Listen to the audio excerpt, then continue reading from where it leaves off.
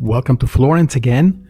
We're going to paint this little arch, this street with this passageway that is placed between two sides of the city. And you can definitely tell there's a different atmosphere in each side. The passageway, it's called Arco di San Pierino. And I'm going to tell you the story about why there is a passageway in between two sides of the city. You have to imagine Florence during medieval time, which is 1200s to 1300s.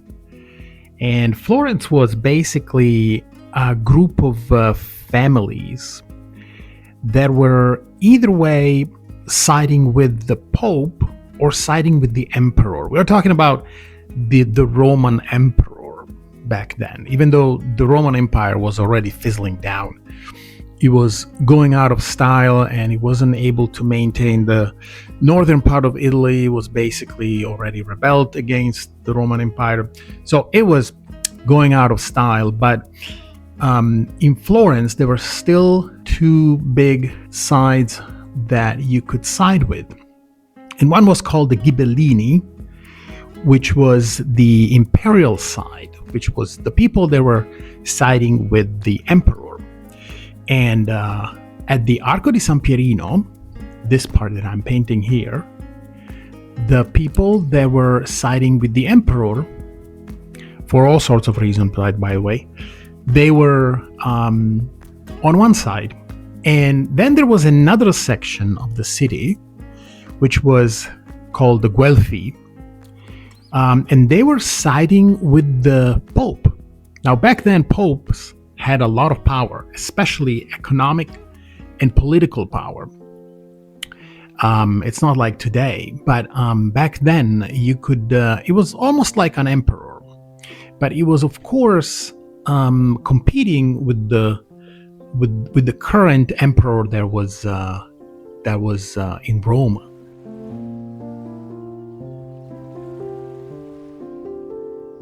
Powerful families in Florence, families that had influence on people and on affairs, were siding up. We can even say that Dante, which had a kind of a strange story, but Dante definitely, the guy that wrote the Divine Comedy, he was definitely siding, he was a Guelph, so he was siding more with he was pro-Pope, against the emperor, but then it turned out that he was actually an independent. He didn't want anybody to dominate Florence and to be in charge of Florence. He believed in a government of the people. And this idea, by the way, is the idea that the Medici had, but many, many years later. So we could probably say that Dante was a precursor of the Medici thinking about politics, because Medici also wanted Florence to be completely independent. They didn't want Florence to be affiliated or dependent on any other bigger, either way, an emperor or some kind of influential power. So let's go back to our story, the Arco di San Pierino. This vault that you see in my painting there was a door before, maybe even two doors. We don't really know. And these doors were supposed to have, I don't think they were closed completely and they were like separating two sides of the city, but they were definitely keeping the peace. They were there to also as a symbol that there is a division in the city. And whoever had to go from one side of the city to the other one was being checked. If you had some affairs, if you had something to do in the other side of the city, you needed to have a reason to go there. And this was to avoid all sorts of problems that people can have, of course, because people get belligerent and they don't like people from the other factions to be entering in your own courtyard.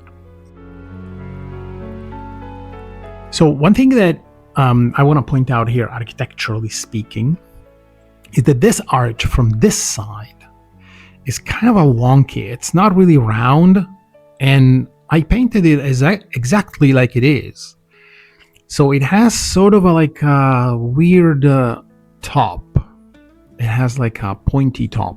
But if you go through this passageway and you get on the other side, the arch is exactly round. So they managed somehow in the middle to merge these two arches. And this, once again, it repurposes the fact that there were two different sides and they want it to be different at all costs, because the shape of this arch is so bizarre. And even people that live in Florence don't really notice this because it's barely noticeable.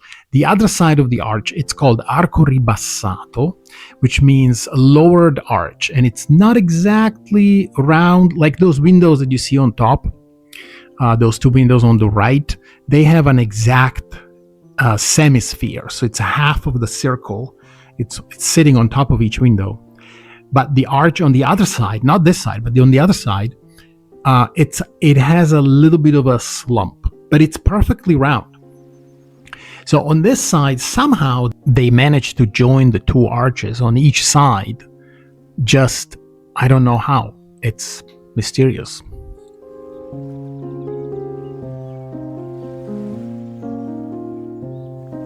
So the side we are sitting on and we are painting from, I believe, is the Guelph side, because I'm not really sure about this. But the thing is, the Ghibellini side, which is the imperial side, they're sided with the Emperor of Rome. They were around the Bargello and the Badia Fiorentina and Via Proconsolo, which is on the other side of this arch, of this passageway. Badia Fiorentina, by the way, is really, really nice. It's the oldest church in Florence, so it's worth a visit. It's small and it's kind of overlooked, but it's near the Bargello. So I think we are on the Guelph side, which is the sympathizing of Pope.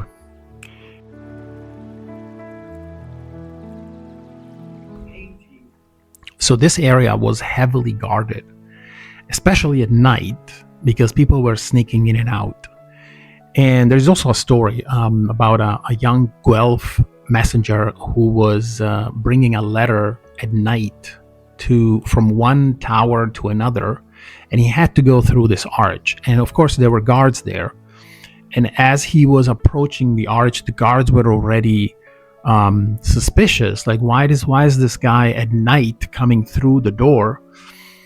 And they would have totally took him and probably killed him, because he was from the other side and he was carrying a letter which was inviting another Guelph family to ambush and kill a Ghibellini family. So it was a letter of declaration of war, basically, in between the two sections of the town. And he was carrying the letter that was supposed to alert the other family and say, join us and help us. However, the story goes that what happened is, as he was approaching the door, they saw him and it was too late to turn around. But suddenly a donkey flew into the scene. He was running through the street. He was probably gotten loose or something.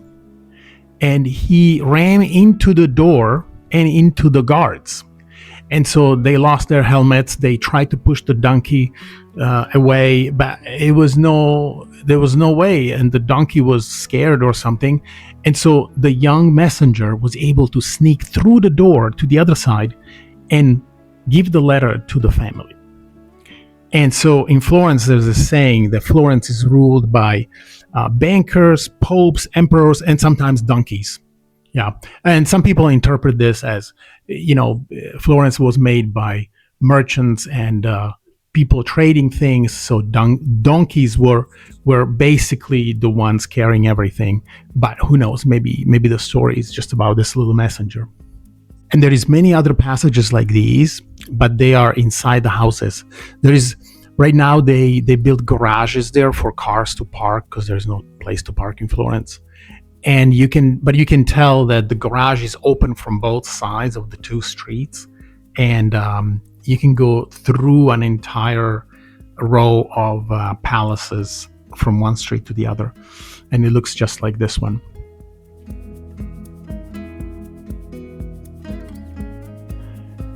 Now let's talk about the store on the right. The store on the right, the one with the orange sign. So that's called Eddie's. And Eddie's, they make food, wine. You can sit down there. Actually, underneath the arch right now, there's lots of restaurants. There's like little quaint, teeny tiny restaurants. You can get a glass of wine. But Eddie's has been there forever. I think it's 45 years now, something like that. And the guy that runs it, he looks like a crazy musician with long white hair and a long beard. He's a super nice guy. I know him personally. He's really, really nice, but he just looks kind of, weird. But he also bought another store close by, across the street actually. So if you have the chance, go visit Eddie's. Really good food. He does really, really good food. I go there for these little pizzas, and I get the tuna and a glass of wine.